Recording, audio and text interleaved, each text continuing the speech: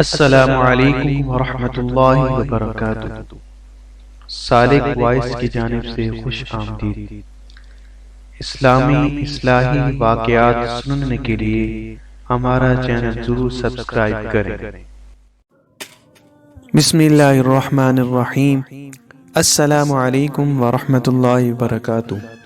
امام احمد بن حنبل رحمۃ اللہ علیہ کہتے ہیں، ایک بار راہ چلتے ہوئے میں نے دیکھا ایک ڈاکو لوگوں کو لوٹ رہا ہے۔ کچھ دنوں بعد مجھے وہی شخص مسجد میں نماز پڑھتا نظر آیا۔ میں اس کے پاس گیا اور اسے سمجھایا کہ تمہاری یہ کیا نماز ہے؟ خدا کے ساتھ معاملہ یوں نہیں کیا جاتا کہ ایک طرف تم لوگوں کو لوٹو اور دوسری طرف تمہاری نماز خدا کو قبول اور پسند آتی رہے۔ ڈاکو بولا، امام صاحب، میرے اور خدا کے مابین تقریباً سب دروازے بند ہیں۔ میں چاہتا ہوں کہ کوئی ایک دروازہ میرے اور خدا کے مابین کھلا رہے۔ کچھ عرصہ بعد میں حج پر گیا۔ طواف کے دوران دیکھتا ہوں ایک شخص کعبہ کے غلاف سے چمٹ کر کھڑا کہتا جا رہا ہے، میری توبہ، مجھے معاف کر دے، میں اس نافرمانی کی طرف کبھی پلٹنے والا نہیں۔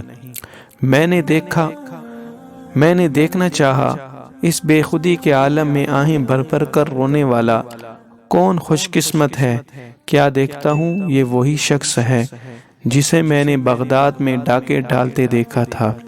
تب میں نے دل میں کہا، خوش قسمت تھا جس نے خدا کی طرف جانے والے سب دروازے بند نہیں کر ڈالے۔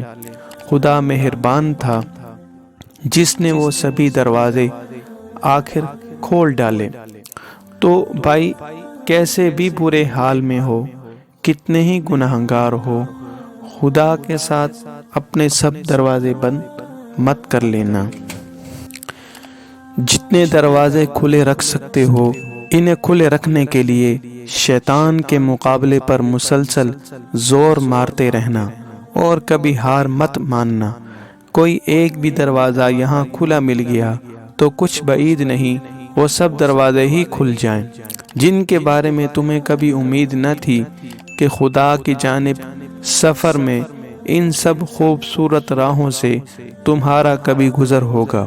اللہ رب العزت قرآن مجید میں ارشاد فرماتے ہیں، قل یا عبادی الذین اسرفوا علی انفسہم لا تقنطوا من رحمت اللہ ان اللہ یغفر الذنوب جميعا انه هو الغفور الرحیم وانیبوا الی ربکم واسلموا له من قبل ان یأتیکم العذاب۔ کہہ دو کہ اے میرے بندو، جنہوں نے اپنی جانوں پر زیادتی کر لی ہے، خدا کی رحمت سے نا امید نہ ہونا۔ خدا تو سب گناہوں کو بخش دیتا ہے، وہ تو بخشنے والا مہربان ہے۔ رجوع کر لو اپنے پروردگار سے اس سے پہلے کہ تم پر عذاب آ جاوے۔ خیال رکھنا خدا کی جانب کبھی پشت مت کرنا۔ ناظرین، مزید اچھے اسلامی اصلاحی واقعات کے لیے ہمارے چینل کو ضرور سبسکرائب کریں۔ شکریہ۔